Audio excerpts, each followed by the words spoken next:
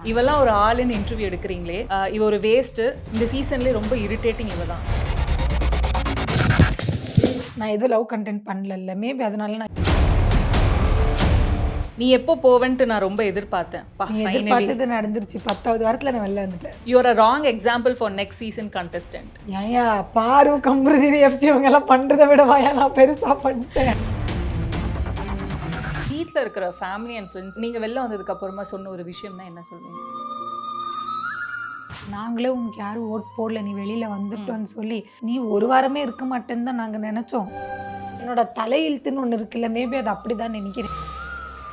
எனக்கு தெரியும் என் மனசாட்சிக்கு நான் உண்மையா இருக்கேன். யாருக்கும் உண்மையா இருக்கணுன்ற அவசியம் கிடையாது. உங்ககிட்ட எல்லாம் நான் நல்ல பேர் வாங்கி நான் என்னங்க பண்ண போறேன்?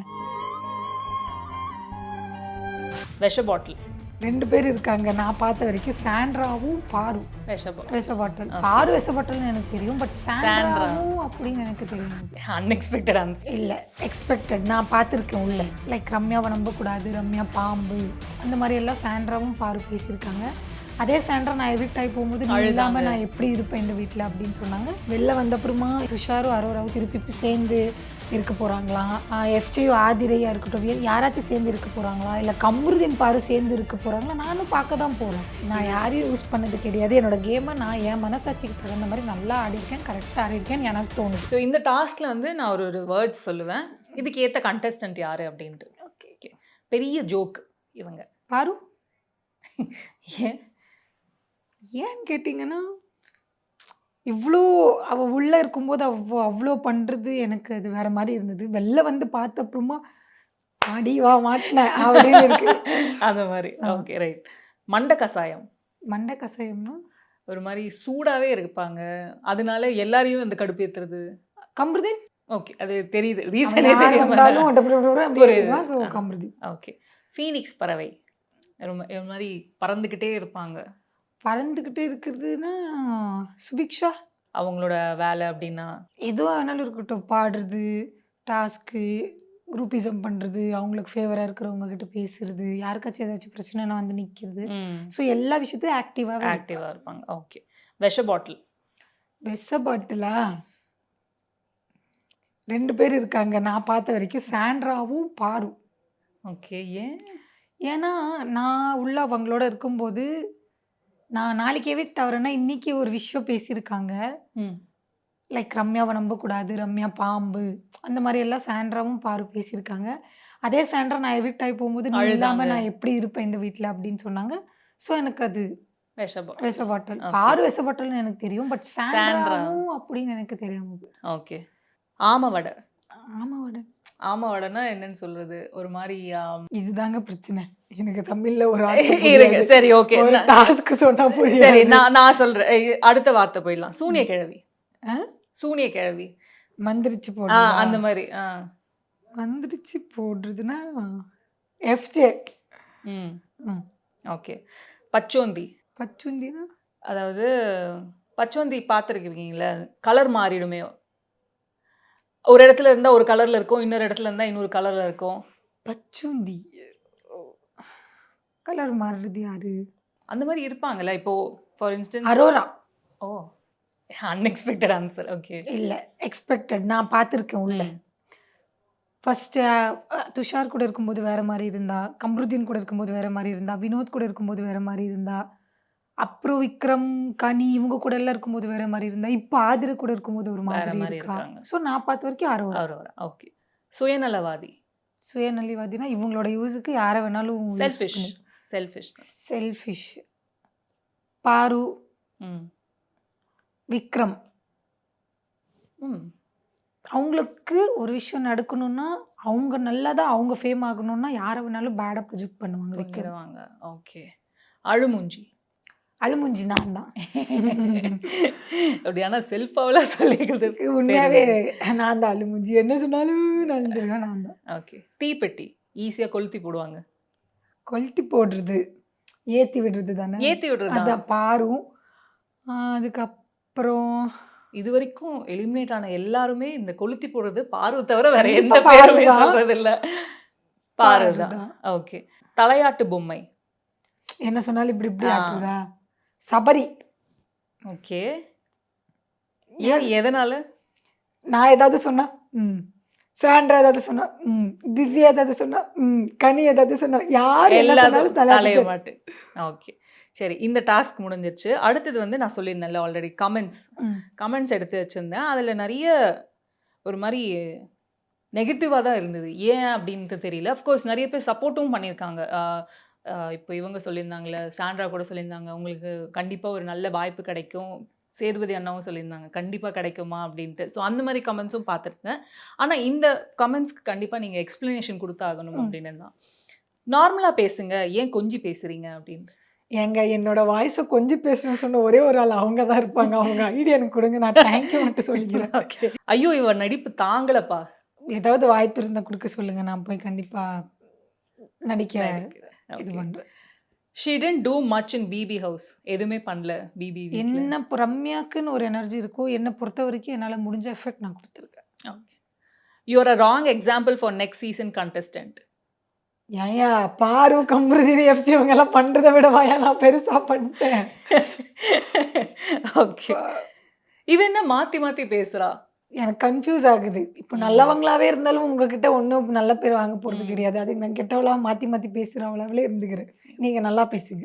இது வந்து நான் சொன்னேன்ல ஒரு இன்டர்வியூ கீழ தான் எடுத்தேன்ட்டு. ஆ. இவெல்லாம் ஒரு ஆளுன்னு இன்டர்வியூ எடுக்கிறீங்களே, இவ ஒரு வேஸ்ட்டு.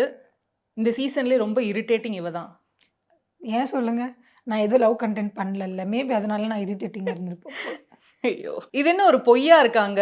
இவங்கள நம்பாதீங்க மக்களே. பொய்யான பொய் ரம்யா இதுதான்.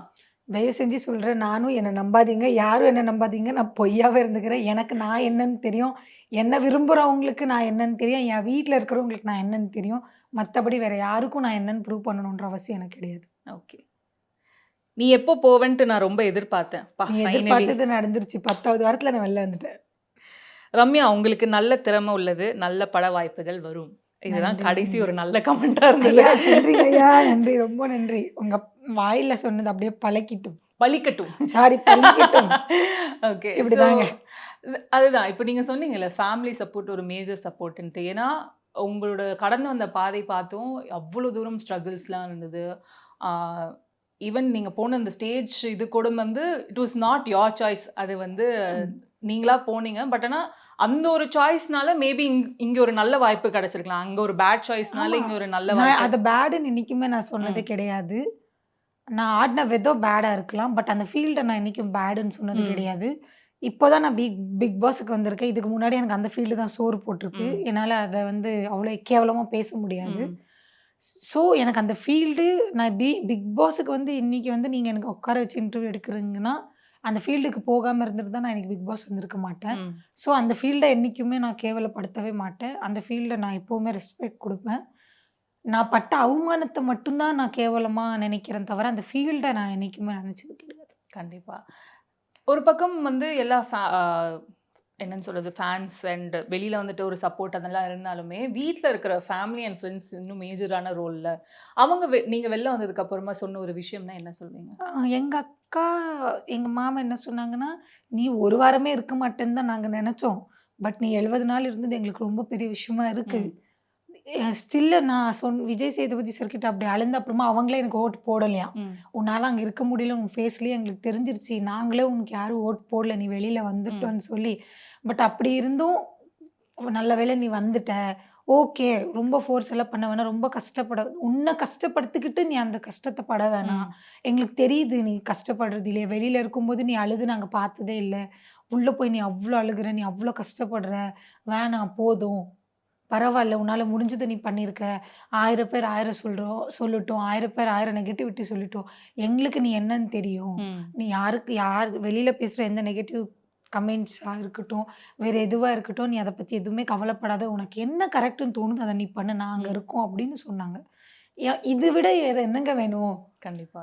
நான் அவங்களோட தான் இருக்க போறேன். என் வீட்ல இருக்க போறேன். அவங்க கிட்ட நான் என்னன்னு அவங்களுக்கு தெரிஞ்சா போதும். பார்க்குற 4 பேருக்கு நான் நல்லவளா, கெட்டவளான்னு தெரிஞ்சு ஒரு யூஸும் கிடையாது. இத்தன பேர் இப்ப பேடா கமெண்ட் பண்ணாங்களே, இத்தன பேருக்கு நான் குட்டா இருந்திருந்து, நான் வெளில வந்து எனக்கு ரூ. 100 குடுங்கன்னா யாராச்சும் குடுத்துருப்பாங்களா? ம். உங்ககிட்ட எல்லாம் நான் நல்ல பேர் வாங்கி நான் என்னங்க பண்ண போறேன்? எனக்கு தெரியும். என் மனசாட்சிக்கு நான் உண்மையா இருக்கேன். யாருக்கும் உண்மையா இருக்கணுன்ற அவசியம் கிடையாது. இன்னொன்னு நான் சொல்றேன். பிக் பாஸ் வந்துட்டு கேமு தான் அது. அங்கே உள்ள வந்து உண்மையாக தான் இருக்கணும், இப்படி தான் இருக்கணும்னு ரூலும் கிடையாது. எல்லாரும் அவங்கவுங்க சில ஸ்ட்ராட்டஜி யூஸ் பண்ணி கேம் விளையாடுறாங்க. இப்போ நானும் கேட்குறேன், வெளில வந்த அப்புறமா இதே துஷாரும் அரோராவும் திருப்பி சேர்ந்து இருக்க போகிறாங்களா? எஃப்ஜேயும் ஆதிரையா இருக்கட்டும், யாராச்சும் சேர்ந்து இருக்க போறாங்களா? இல்ல கம்ருதீன் பாரு சேர்ந்து இருக்க போறாங்களா? நானும் பார்க்க தான் போறேன். அப்ப தெரியும்ல யார் யார் கேமுக்கு யூஸ் பண்ணாங்க, யார் யார் கூட எப்படி இருக்காங்கன்னு சொல்லி. கண்டிப்பா பார்க்கட்டும். எல்லாரும் பார்க்கட்டும். ஓகே. நான் யாரையும் யூஸ் பண்ணது கிடையாது. என்னோட கேம நான் என் மனசாட்சிக்கு தகுந்த மாரி நல்லா ஆடியிருக்கேன். கரெக்ட்டா ஆடியிருக்கேன்னு எனக்கு தோணுது. நீங்க ரொம்ப நெறைய டிஃபிகல்டீஸ் ஃபேஸ் பண்ணி வந்திருக்கீங்க அப்படின்னு இருக்கும்போது, லைஃப் ஹஸ் சேஞ்ச்ட் நவ் அப்படின்னு ஒண்ணு இருக்குல்ல. ஆ உங்களுக்கு வந்து ஒரு கோரமான ஒரு டர்ன் நடந்தது. அப்புறம் ஆக்சிடென்ட் ஆச்சு. அதுக்கப்புறமா ஒரு மாரி எல்லாமே லைஃப்ல மொத்தமா ஒரு டவுன்ஃபாலாவே இருந்தது. ம். அதுல வந்து ரம்யா எப்படி கடந்து வந்தீங்க அப்படின்ட்டு. ஏன்னா மென்டலி ப்ரிப்பேர் இருக்கணும்னு தான். பிகாஸ் நீங்க சூசைட் அட்டெம்ப்ட் கூட பண்ணியிருக்கீங்க அப்படின்லாம் இருக்கு. ஆனா அது மீறி வாழறது அப்படின்னு வந்து சாதாரண விஷயம் இல்ல. ஸோ உங்கள நீங்களே மோட்டிவேட் பண்றது. லைக் எப்படின்னா, நான் ரொம்ப கஷ்டப்பட்டுருக்கேன். நான் லவ்வால இருக்கட்டும், ஃப்ரெண்டா இருக்கட்டும், ஃபேமிலியா ஒரு அன்புக்காக நான் அவ்ளோ கஷ்டப்பட்டுருக்கேன். அவ்ளோ நான் தேடியிருக்கேன். லைக் நான் என் வீட்ல இருக்கும்போது நான் தனியா தான் வீட்ல இருப்பேன். நான் வீட்ல இருந்து நான் படுத்து ஃபேன பார்த்தா அந்த ஃபேன் என்ன வான்னு கூப்பிடுற மாரி இருக்கும். அந்த மாரி சிச்சுவேஷன் எல்லாம் நான் தாண்டி இருக்கேன். ஒரு கட்டத்துக்கு மேல எதுவுமே வேணாம். எனக்கு நான் போதும். நான் ஏன் சாகணும்? என்ன பொறுத்தவரைக்கும் யார்கிட்டயும் நல்ல பேர் வாங்கி எனக்கு எதுவும் வரப்போறது கிடையாது. நான் கெட்டவளாவே இருந்துக்கிறேன். எனக்கு என்ன புரொடெக்ட் பண்ணிக்கணும். திருப்பி எந்த பையனும் வந்து என்ன ஏமாத்திறக்கூடாது. கெட்ட வார்த்தை பேசுவோம், கோவப்படுவோம், ம். சண்டை போடுவோம். என்ன வேணா பண்ணுவோம். லவ் பண்ணக்கூடாது. நம்மகிட்ட ஒருத்தவங்க நெருங்கி வராங்களான்னா, அவங்கள தள்ளி வச்சிரணும். அதுக்காக நம்ம என்ன எடுக்கணும் அத எடு. நீங்க அப்சர்வ் பண்ணியிருப்பீங்க. இதே பிக் பாஸ்ல வந்து என்கிட்ட லவ்வு இல்ல வேற மாரி யாராச்சும் பழகி நீங்க பார்த்தீங்களா? இல்ல. ஃப்ரெண்டா பழகலாம். அண்ணனா பழகலாம். தம்பியா பழகலாம். ஈஸியா பழகுவேன். அந்த மாரி ஒரு ல லவ்வு அந்த மாரி ஒரு தாட்ல பழகுறாங்கன்னா, நான் விலகி வச்சுருவேன். எனக்கு புரியுது. அது வேண்டாம் அப்படின்னு ம். தோணும். ஓகே. ஸோ நான் ஆனா என்ன ஏதோ நானே ஸ்ட்ராங் பண்ணிப்பேன். ஏதோ பாஸ்ட்ல நடந்தது. ஆனா எல்லாருமே அப்படி இருப்பாங்கன்னு இல்லல்ல. என்னோட எல்லாரும் அப்படி இருக்க மாட்டாங்க. புரியுது. அந்த ட்ராமா ஆனா, சொல்றீங்க. என்னோட லைஃப்ல என்னோட தலையெழுத்துன்னு ஒண்ணு இருக்குல்ல. மேபி அது அப்படிதான் நெனைக்கிறேன். ஏன்னா நான் 2 பேர சந்திச்சிருக்கேன். என் லைஃப்ல 2 பேர் அப்படி நடந்திருக்காங்க.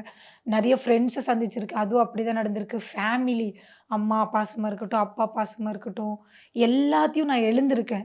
ஸோ எனக்கு ரம்யாவ பொறுத்தவரைக்கும் பாசம்ன்றது லவ்வு வெறும் ஒரு பையன், பொண்ணு லவ் கிடையாது. எந்த ஒரு லவ்வும் ரம்யாவுக்கு செட் ஆக மாட்டேங்குதோ! ம். அப்படின்னு எனக்குள்ள எனக்கே தோண ஆரம்பிச்சுருச்சு. சரி லவ்வுன்ற பேருக்கும் எனக்கும் செட் ஆகுது. நம்ம அத தள்ளி வச்சுருவோம். திருப்பி அது வந்து நம்ம இப்ப சபரி எனக்கு ரொம்ப பிடிக்கும். இப்போ வெளில வந்த அப்புறமா மேபி அவன் என்கிட்ட பேசாம போயிட்டான்னா, நான் ரொம்ப உடைஞ்சிருவேன் திருப்பி. ம். ஸோ அந்த மாதிரி வேணாம். அந்த மாரி திருப்பி ரொம்ப டீப்பா போக வேணாம். அப்படின்னு என்ன நானே கொஞ்சம் கொஞ்சமா மாத்திட்டு இருக்கேன். பட் ஆனா இப்போ நீங்க பேசுறத வச்சு ஒரு மாரி பீப்பிள் டிபெண்டன்ட்டா இருக்கீங்கல்ல. ஆனா ம். அந்த தனிமையெல்லாம் எப்படி ஹேண்டில் பண்ணுவீங்க அப்போ? நான் எப்பவுமே நார்மலா நான் ஒரு 4 வருஷமா தனியா தான் இருக்கேன். ம். எனக்கு என் வீட்ல யாரும் இருக்க மாட்டாங்க. நான் மட்டும் இருப்பேன். போவேன், வருவேன். எனக்கு அழுகணும்னா தோணுனா அழுவேன், சிரிப்பேன். எனக்கு புடிச்ச மாரி என்னோட உலகத்துல இருப்பேன். ஸோ சடனா இங்க வந்த அப்புறமா, என் மேல ஒரு 2 பேர் நல்லா பாசம் காட்டும்போது, என்னால அத அவாய்ட் பண்ண முடியல. அது தப்பா இல்ல. அது ஒரு அக்காவா, ஒரு அண்ணனா இருக்கும்போது, அது புரியுது. எனக்கு வேணும்னு ம். தோணி பழகுனேன். ஸோ எனக்கு தனியா இருக்கிறது பழக்கம். ம். இப்போ என்னன்னா, இப்போ சடனா ஒரு 70 நாள் அவங்களோட இருந்து இப்போ வெளில வந்துட்டேன்னா, கொஞ்சம் கஷ்டமா இருக்கு. ஒரு மாரி லோன்லியா? ஆமா. ம். ஆனா அப்பப்போ மைக் தேடுவேன். ஒரு மாரி இருக்கு. புரியுது. லைட் இல்லாம தூங்குறது. அப்புறம் காலைல து தூங்கிட்டே இருக்கு. எப்படா சாங் போடுவாங்க? ஏன் இன்னும் சாங் போடாம இருக்கு? அப்ப கண்ணு தொறந்து பார்த்தா ஐய்யயோ! நம்ம ரூம்ல இருக்கோமா? ம். அப்படின்னு இருக்கு. ஸோ திருப்பி ஒரு 1 மாசம், 2 மாசத்துல மேபி திருப்பி நான் என்னோட தனிமையில நான் திருப்பி இறங்கிருவேன். ஸோ ம். அதுக்கப்புறம் கொஞ்சம் கொஞ்சமா எல்லாமே மறந்துரும். ஓகே. சரி. ஸோ அன்பு தேடி போனீங்க. அன்பு கிடைச்சிருக்கு. ஆனா ம். வெளியிலயும் அந்த அன்பு வந்து மக்கள் மூலியமாவும் கொஞ்சம் கொஞ்சமா வருது. அது நாங்களும் பார்த்துட்டு தான் இருக்கோம். ஸோ எல்லாருமே சொன்ன மாரி தான். ரம்யா வந்து வெளில வந்ததுக்கு அப்புறமா இருக்கிற ஒரு மாரி பயங்கர மெச்சூர்டா பேசுறாங்களே! ஏன் அத உள்ள பண்ணியிருக்கலாமே அப்படின்னு முடியலையே! அதானே அதானே பிரச்சனையே. முடியல கத்த எனக்கு. வைக்கிறாங்கல்ல உள்ள. உங்களுக்கு புரியுதா? ம். பேசுனா பேசுறேன்னு தப்பு. பேசலன்னா பேசலன்னு தப்பு. ம். கேட்டா கேட்கிறேன்னு தப்பு. கேட்கலன்னா ஏன் கேட்கலன்னு தப்பு. உட்காந்தா உட்கார்றது தப்பு, உட்காரலன்னா ஏன் உட்காரலன்னு தப்பு, இது பண்ணா தப்பு, இது பண்ணலன்னா தப்பு, இத ஏன் பண்ணலன்னு தப்பு, இது ஏன் பண்ணீங்கன்னு தப்பு. ஏங்க என்னங்க பண்ணணும்? அப்படின்ற ஒரு மைண்டுக்கு வந்துட்டு. எது பண்ணாலும் தப்பு, தப்பு, தப்பு, தப்பு, தப்பு. என்னதான் பண்ணணும்? அந்த மாரி ஆயிருச்சு எனக்கு. ஒரு பக்கம் கண்டஸ்டன்ட்ஸ் வந்து இதெல்லாம் தப்பு தப்புன்னு சொல்லிட்டு இருந்தாலும், இன்னொரு பக்கம் வந்து பிக் பாஸ் என் பேச்ச கேளுங்கப்பா அப்படின்ற அளவுக்குலாம் ஆயிட்டார்ல அவரு. ஆமா. அத எப்படி நீங்க பார்க்குறீங்க? ஏன்னா இப்போ எந்த சீசன்லயுமே ஒரு கட்டத்துக்கு மேல நான் எந்த ஒரு சீசனும் பார்த்தது கிடையாது. ம். பட் பிக் பாஸ் இந்த சீசன்ல நெறைய வாட்டி வந்து don't take me for granted granted. அப்படின்னு எல்லாம் சொல்லியிருக்காங்க. அது நான் முடிஞ்ச அளவுக்கு அ மைக் போடுறதா இருக்கட்டும், பேட்டரி மாத்துறதா இருக்கட்டும், லிவிங் ஏரியாக்கு வர்றதா இருக்கட்டும், இல்ல பிக் பாஸ் ஏதாவது சொன்னா, என்னால முடிஞ்ச அளவுக்கு நான் ஒரு மரியாதை குடுப்பேன், ம். ரெஸ்பெக்ட் குடுப்பேன். என்னைக்குமே அவர் பேச்ச விட அப்புறமா பார்த்துக்கலாம். நான் சாப்பிட்டுட்டு இருந்து பேட்டரி வந்துட்டா கூட நான் சாப்பாடு அப்படியே விட்டு ஃபர்ஸ்ட் போய் பேட்டரி மாத்திட்டு வந்து தான் சாப்பிடுவேன். ம். ஸோ நான் என்ன பொறுத்தவரைக்கும் பிக் பாஸ்க்கு நான் என்ன மரியாதை குடுக்கணுமோ, அத நான் கண்டிப்பா குடுத்துருக்கேன். ஓகே. ஸோ இது வந்து ஒரு புதிய பயணமா இருக்கும்ன்ட்டு நம்புறேன். ரம்யா 2.0 வந்து நாங்க பார்க்கணும் அண்ட் இன்னும் நெறைய ஏதான ப்ராஜெக்ட்ஸ்ல சைன் அப் பண்ணணுன்ட்டு. ஸோ உங்களுக்கான ஒரு குட்டி உலகம் ஃபேன்ஸ் வந்து வந்திருக்காங்க ஆஃப்டர் பிக் பாஸ். ஸோ அவங்களுக்கு என்ன சொல்லணும்னு நெனைக்கிறீங்க? எனக்கு வெளியில இருக்கும்போது நெறைய ஃபேன்ஸ் ம். இருந்தாங்க. ஆடல் பாடல் ஃபீல்ட்ல இருக்கும்போது. பிக் பாஸ்லேருந்து வெளில வந்தப்புறமா நெறைய பேர் நான் கமெண்ட்ல பார்ப்பேன். ம். நெறைய பேர் எனக்கு சப்போர்ட் பண்ணி கமெண்ட் பண்ணியிருப்பாங்க. ஆ ரொம்ப சந்தோஷமா இருக்கும். இப்ப ஆடல் பாடல் ஃபீல்டுனா எனக்கு தெரியும். புரியுது. ஆல்ரெடி ம். இப்படி சப்போர்ட் பண்ணுவாங்க. இப்போ பிக் பாஸ் சைட்லேருந்து எனக்கு சப்போர்ட் வரும்போது, ஐ ஃபீல் சோ ஹேப்பி. பரவால்லடா எனக்காக இவ்ளோ பேசுறாங்க, இவ்ளோ பழகுறாங்க. எம் நெறைய பேர் கேட்டுருக்கேன். பார்வதி கமருதீன விடவா ரம்யா பொண்ணு என்னடா பண்ணிருச்சு? ம். அதுக்கு அவங்க 2 பேரும் அனுப்பிச்சிருக்கலாமே! அப்படின்னு எல்லாம் பார்க்கும்போது, எனக்கு சந்தோஷமா இருக்கு. எனக்கு சப்போர்ட் பண்ணி ஒரு 4 பேர் பேசுறாங்க. பேசும்போது, ம். ரொம்ப ஹேப்பியா இருக்கு. எனக்கு தெரியாது இதுக்கப்புறமா எனக்கு நெகட்டிவா இருக்கு பேரு. எனக்கு இதுக்கப்புறமா வாய்ப்பு கிடைக்குமா இல்லையான்னு எனக்கு தெரியாது. ம். பட் ஒரு வேள வாய்ப்பு கிடைக்கலனாலும், கண்டிப்பா நான் இவ்ளோ நாளும் நான் பிக் பாஸ நம்பி, சினிமா நம்பி, சீரியல் நம்பி இருந்தது கிடையாது. புரியுது. கண்டிப்பா திருப்பி நான் போய் ஆடுவேன். இல்ல ஏதாவது வேலைக்கு போவேன். ஸோ வாட்டெவர் ஏதாவது பண்ணி தானே ஆகணும். புரியுது. ஸோ எது வந்தாலும் ஹேப்பியா பண்ணுவேன். வரலனாலும் ஹேப்பியா இருப்பேன். ஓகே. இருக்கிறத வச்சு சந்தோஷமா இருக்க வேண்டியது தான். அவ்வளோதான். அவ்வளோதான். Super. So well set. So thank you so much. இன்னும் அதாவது நீங்க நெனச்ச மாரி லைஃப் வந்து அழகா போகணுன்ட்டு my best wishes. Thank thank you. You. Thank you.